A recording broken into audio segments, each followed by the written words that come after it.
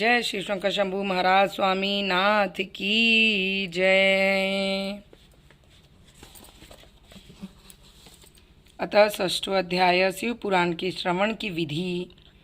सैनक जी बोले, हे महाप्रज्ञ, हे व्यास शिष्य, हे सूत जी, आपको नमस्कार है। आप धन्य हैं और आप शिव भक्तों में श्रेष्ठ हैं। आपके महान गुणों के वर्णन करने योग्य हैं। अब आप कल्याणमय शिव पुराण के श्रवण की विधि बतलाइए, जिससे सभी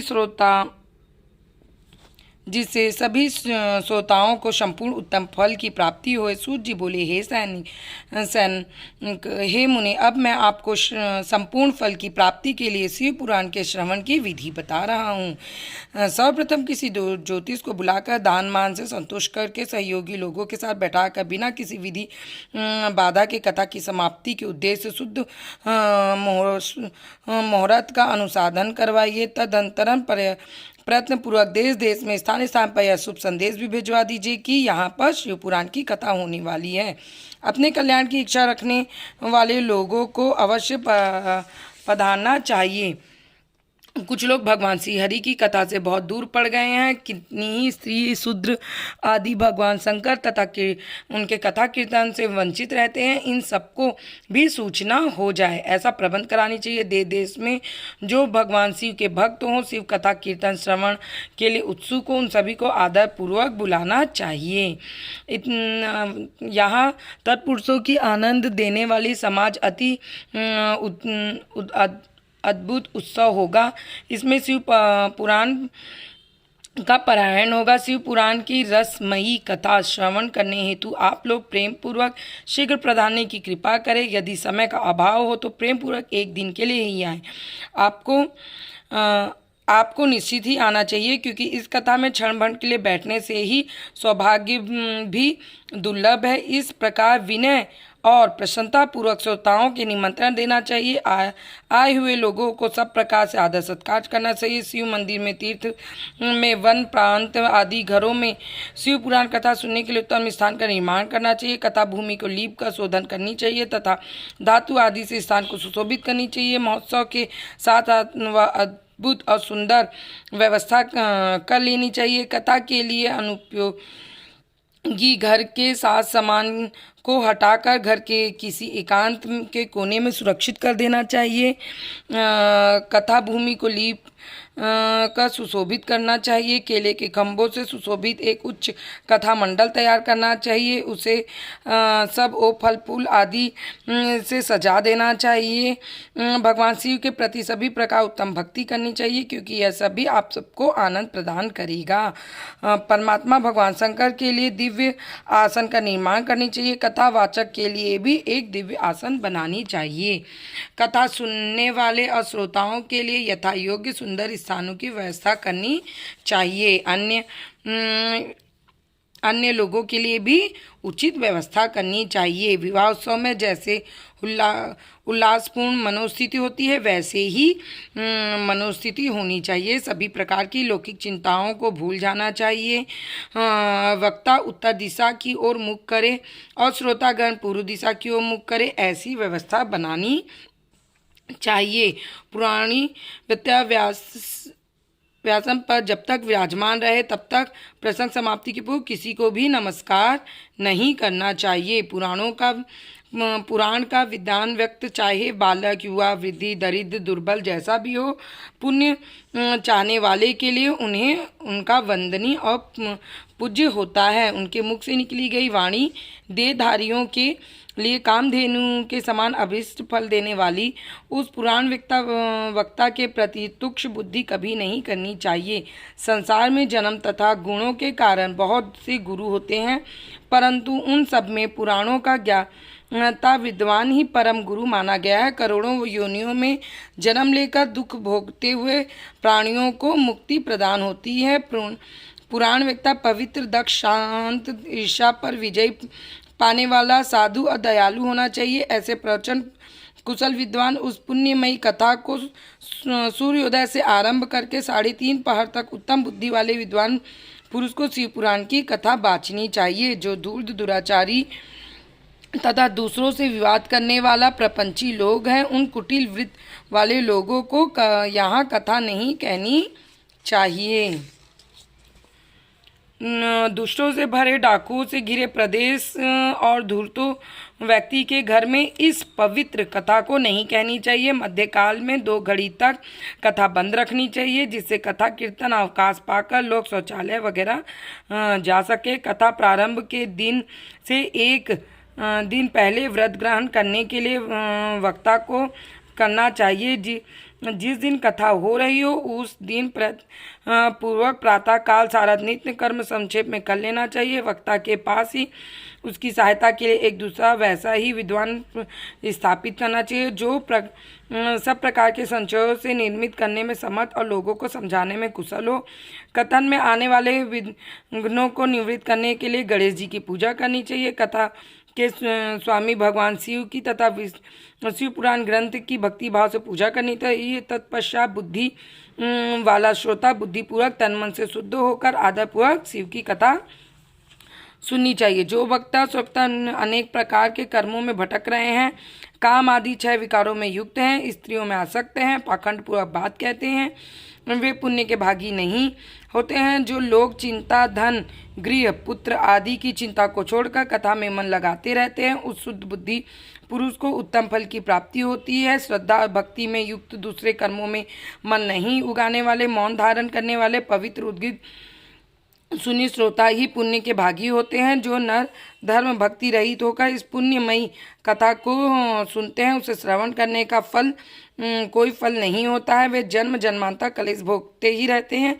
यथाशक्ति उपचारों से इस पुराण की पूजा किए बिना मूढ़ जन इस कथा को सुनने व अपवित्र और दरिद्र होते हैं। कथा कहे जाते समय बीच में जो लोग उठकर अन्यत्र चले जाते हैं, जन्मांतर में उनकी स्त्रियां आदि संपत्ति नष्ट हो जाती है। जो पुरुष सिर पर पगड़ी आदि धारण करके इस कथा का श्रवण करता है, उनके पापी और कुल कलंकी पुत्र उत्पन्न होता है। जो पुरुष पान चबाते हुए इस कथा को सुनता है, उन्हें नरक में यमदूत उनकी विष्ठा खिलाते हैं। जो लोग ऊंचे आसन बैठकर इस कथा को श्रवण करते हो, समस्त नरकों को भोग कर काक योनि में जन्म लेते हैं। जो लोग वीरासन आदि में बैठकर इस शुभ कथा को सुनते हैं, वे अनेक नरकों को भोग कर विष वृक्ष का जन्म पाते हैं।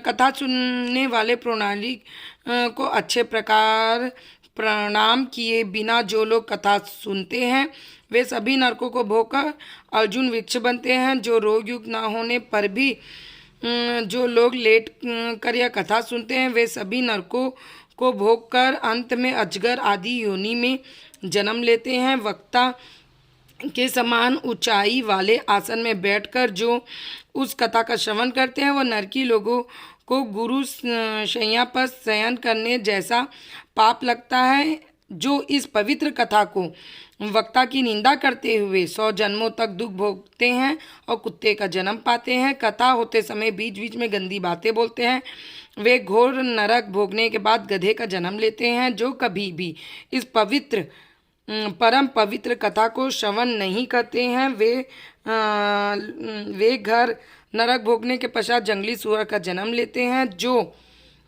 दुष्ट कथा के बीच में विघ्न डालते हैं, वे करोड़ों वर्षों तक नरक यातना को भोग कर गांव के सुअर का जन्म लेते हैं।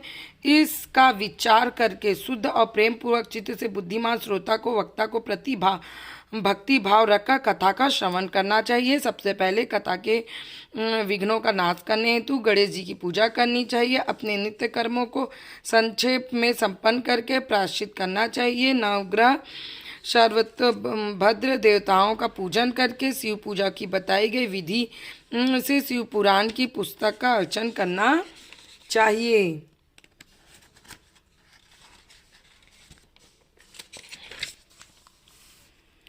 पूजन के अंत में विनम्र होकर बड़ी भक्ति भाव से साथ के दोनों हाथों को जोड़कर साक्षात शिव स्वरूपनी पुस्तक का इस प्रकार स्तुति करना चाहिए।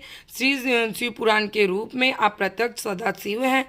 हमने कथा सुनने के लिए आपका अंगीकार किया है। आप हम पर प्रसन्न हुए, मेरे जो मन वांछित फल है उसे देने की कृपा करें। मेरा यह कथा श्रवण हो, कर्म रूपी ग्रह से ग्रस्त शरीर वाले मुझे दीन का आप संसार सागर में उद्धार कीजिए। हे शंकर भगवान, मैं आपका दास हूँ। इस प्रकार साक्षात शिव शंकर शिव शंभु शिव स्वरूप इस शिव पुराण की दीनतापूर्वक स्तुति करके वक्ता की पूजा आरंभ करनी चाहिए। शिव पूजा की बताई गई विधि, पुष्प, वस्त्र, अलंकार, धूप आदि से वक्ता की पूजा करे। तदंतर शुद्ध चित्त से उनके सामने नियम ग्रहण करे। कथा प्राप्ति यथाशक्ति उनका प्रयत्न पूर्वक पालन करे। तत्पश्चात कथावाचक व्यास की प्रार्थना करें। हे व्यास समान ज्ञानी श्रेष्ठ शिव शास्त्र के मर्मज्ञ ब्राह्मण देवता, आपने इस कथा के प्रकाश मेरे अंधकार को दूर किया। भक्ति पूर्वक 5 अथवा 1 ब्राह्मण का वर्णन करें और उनके द्वारा शिव पंचाक्षर मंत्र नमः शिवाय का जाप कराएं। हे मुनि, इस प्रकार मैंने भक्त श्रोता द्वारा भक्ति पूर्वक कथा श्रवण उत्तम विधि आपको बता दी। अब आप क्या सुनना चाहते हैं? इति स्कंद महापुराणे शिव पुराणे श्रवण विधि वर्णन नाम 6 अध्याय। अतः 6वां अध्याय श्रोताओं के पालन करने योग्य नियम का वर्णन। जनक जी बोले, हे शिव भक्त श्रेष्ठ महाबुद्धिमान सूत जी, आप धन्य हैं जो कि आपने यह अद्भुत और कल्याणकारी कथा हमें सुनाई। हे मुनि, शिव पुराण की कथा सुनने के लिए व्रत धारण करने वाले लोगों को किन नियमों का पालन करना चाहिए, यह कृपा पूर्वक हमें बताएं। सूत जी ने बड़े ही प्रेम पूर्वक कहा कि हे शैनक, आप शिव पुराण सुनने का व्रत लेने वाले पुरुषों के लिए जो नियम है उन्हें भक्ति पूर्वक सुने। नियम पूर्वक इस श्रेष्ठ को कथा सुने बिना किसी विघ्न बाधा के उत्तम फल की प्राप्ति होती है। दीक्षा से रहित लोगों को कथा श्रवण का अधिकार नहीं है। अतः मुनि, कथा सुनने की इच्छा सब लोगों को पहले वक्ता से दीक्षा ग्रहण करनी चाहिए। कथावृत्ति को ब्रह्मचर्य रहना चाहिए, भूमि पर सोना चाहिए, पत्तल में खाना चाहिए। प्रतिदिन कथा समाप्त होने पर अन्न ग्रहण करना चाहिए। उससे शक्ति हो वह जिसमें शक्ति हो वह पुराण की साप्ताहिक उपवास करते हुए शीघ्र पूर्वक भक्ति भाव से उत्तम शिव पुराण की कथा सुननी चाहिए। घृ दुग्ध पीकर सुखपूर्वक कथा श्रवण करे। फलाहार करके एक समय भोजन करके कथा सुन सकते हैं। इस कथा व्रत लेने से पूर्व पुरुष को प्रतिदिन एक ही बार भोजन करना चाहिए। जिस प्रकार कथा श्रवण नियम सुखपूर्वक पालित हो वैसे ही करना चाहिए। कथा श्रवण विघ्न उत्पन्न करने वाले उपवास की तुलना में कथा श्रवण में शक्ति प्रदान करने वाली भोजन को ही अच्छा समझा जाता है। गरिष्ठ अन्न, दाल, जला अन्न, सेम, मसूर, भाव दूषित तथा बासी अन्न को खाकर कथाव्रती पुरुष कभी कथा को न सुने। कथाव्रती को बैगन, तरबूज, चिचड़ा, मूली, कोहड़ा, प्याज, नारियल का मूल तथा अन्य कंद मूल का त्याग कर देना चाहिए। जिसे कथाव्रत ले रहे हो वह पुरुष प्याज, लहसुन, हींग, गाजर, मादक वस्तुओं को भी त्याग दे। कथा को व्रत देने वाले जो पुरुष हैं उनमें काम, क्रोध आदि 6 विकारों को भी त्याग देना चाहिए। कथा श्रवण व्रत धारण करने वाले व्यक्ति को रस वाला स्त्री को न देखे, पतित मनुष्यों की कथा की बातें न सुने, ब्राह्मणों से द्वेष रखने वाले, वेद को बहिष्कृत करने वाले मनुष्यों की बातों पर को न सुने। कथाव्रती प्रतिदिन सत्य, शौच, दया, मौन, सरल, विनय, मन की उदारता इन सगुणों को सदा अपनाए रहे। श्रोता निष्काम हो या सकाम यह नियम पूर्वक कथा सुने। सकाम पुरुष अपने अभिष्ट कामना को प्राप्त करता है। निष्काम पुरुष मोक्ष पा लेता है। दरिद्र, क्षय का रोगी, पापी, भयहीन, संतान रहित पुरुष भी इस उत्तम कथा को सुने। काकबद्ध आदि 7 प्रकार की दुष्टा स्त्री यहाँ है तथा जिस स्त्री का गर्भ गिर जाता हो उन स्त्रियों को शिव पुराण की उत्तम कथा सुननी चाहिए। हे मुनि, स्त्री हो या पुरुष सभी को यह कथा विधि विधान पूर्वक सुननी चाहिए। इस शिव पुराण की कथा पारण के दिनों को अत्यंत उत्तम करोड़ों यज्ञों के समान पवित्र मानना चाहिए। इन श्रेष्ठ दिनों में विधि पूर्वक जो थोड़ी सी भी वस्तु दान की जाती हो उससे उसका अक्षय फल मिलता है। इस प्रकार व्रत धारण करके इस परम श्रेष्ठ कथा की श्रवण करके आनंद पूर्वक श्री मान पुरुषों को इसका उद्यापन करना चाहिए। उसके उद्यापन की विधि शिव चतुर्दशी के उद्यापन के समान होनी चाहिए। अतः यह बताए गए फल की आकांक्षा वाले धनाल लोगों को उसी प्रकार उद्यापन करनी चाहिए। अल्पवित्त वाले भक्तों के लिए प्रायः उद्यापन की आवश्यकता नहीं है, वे कथा श्रवण मात्र से ही पवित्र हो जाते हैं। शिव पुराण की कथा के पाठ एवं श्रवण संबंधी यज्ञोत्सव की समाप्ति होने पर श्रोताओं को भक्ति एवं प्रयत्नपूर्वक भगवान शिव की पूजा की भांति पुराण पुस्तक की पूजा करनी चाहिए। तदंतर विधि पूर्वक वक्ता का पूजन करना चाहिए। पुस्तक को अक्षय करने के लिए नवीन और सुंदर बस्ता बनाए, उसे बांधने के लिए दृढ़ और दिव्य सूत्र लगाए। इस प्रकार विधि विधान पूर्वक पूजा करनी चाहिए। पुराणों के लिए जो लोग नया वस्त्र सूत देते हैं वे जन्म जन्मांतर भोग और ज्ञान प्राप्त करते हैं। कथावाचक अनेक प्रकार के बहुमूल्य पदार्थ देने चाहिए। उत्तम वस्त्र आभूषण आदि विशेष रूप से देनी चाहिए। पुराण के आसनों में जो लोग कंबल मृगशम वस्त्र चौकी तख्ता आदि प्रदान करते हैं वे स्वर्ग प्राप्त करते हैं। मुनि श्रेष्ठ इस प्रकार महान उत्सव के साथ पुस्तक और वक्ता की विधि पूर्वक सहायता करने की स्थापित किए गए पंडितों का भी उसी प्रकार से सत्कार करना चाहिए। वहाँ आए ब्राह्मणों को धन्य दान देना चाहिए। साथ ही गीत वाद्य और नृत्य आदि का भी उत्सव रखना चाहिए। हे मुनि आदि से श्रोता व्यक्त हो तो उनके लिए कथा समाप्ति के लिए दिन विशेष रूप से इस गीता का पाठ करनी चाहिए जिसे रामचंद्र जी के प्रति भगवान शिव ने कहा है। यदि श्रोता गृहस्थ हो तो उसे बुद्धिमान को उस श्रवण कर्म की शांति के लिए शुद्ध हविष्य द्वारा होम करानी चाहिए। हे मुनि रुद्र संहिता के प्रत्येक श्लोक द्वारा होम करें अथवा गायत्री मंत्र होम करानी चाहिए, क्योंकि वास्तव में यह पुराण गायत्री मंत्र ही है। अतः शिव पंचाक्षर मूल मंत्र से हवन करानी चाहिए। होम करने की शक्ति न हो तो यथाशक्ति हवनीय अवश्य ब्राह्मण को दान करें। नित्य दोषों से शांति के लिए भक्तिपूर्वक शिव सहस्त्र नाम का पाठ और श्रवण करें। इसमें सभी फल प्राप्त हो जाता है। कथा श्रवण संबंधी व्रत को पूर्णतया सिद्धि के लिए 11 ब्राह्मणों को मधु मिश्रित खीर का भोजन कराएं। उन्हें यदि शक्ति हो तो 3 पल यानी 12 तोला सोने का सुंदर सिंहासन बनाएं और उस उत्तम अक्षरों में लिखी हुई शिव पुराण की पुस्तक विधि पूर्वक स्थापित करें। तत्पश्चात पुरुष आवाहन आदि विविध उपचारों से उसकी पूजा करके दक्षिणा प्रदान करें। दक्षिणा सहित पुस्तक समर्पित करें। हे सेनक, इस पुराण के उस दान के प्रभाव से भगवान शिव के अनुग्रह पाकर पुरुष भव बंधन से मुक्त हो जाता है।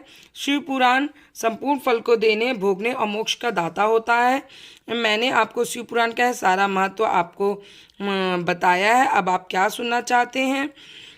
संपन्न शिव पुराण समस्त पुराणों में तिलक स्वरूप माना गया है। हे भगवान शिव को अनंत प्रिय है, रमणीय तथा भव रोग निवारण करने वाला है। जो सदा भगवान विश्वनाथ का ध्यान करते हैं, जिनकी वाणी शिव के गुणों की स्तुति करते हैं, जिनके दोनों कान इन कथा सुनते हैं, वह जीव जगत में उन जन्म लेना सफल है। वे निश्चित ही संसार सागर से पार हो जाते हैं। भिन्न भिन्न प्रकार के समस्त गुण जिनके सच्चिदानंदमय स्वरूप का कभी स्पर्श न करे जो उसमें महिमा जगत के 12 और भीता वाणी एवं मनोवृत्त रूप में प्रकाशित होते हैं, उन अनंत आनंद घन रूप परम शिव की शरण लेता हूँ। इति स्कंद महापुराणे सनत कुमार सहिता शिव पुराण श्रवण्या विधि निषेध पुस्तक वृत पूजन वर्णम नाम 7वां अध्याय। जय शिव शंकर शंभु महाराज। इस प्रकार स्कंद महापुराण में सनत कुमार संहिता के अंतर्गत शिव पुराण के श्रवण व्रतियों की विधि निषेध ग्रंथ और ग्रंथ अथवा वक्ता के पूजन का वर्णन नामक 7वां अध्याय पूर्ण हुआ। शिव महापुराण पूर्ण हुआ।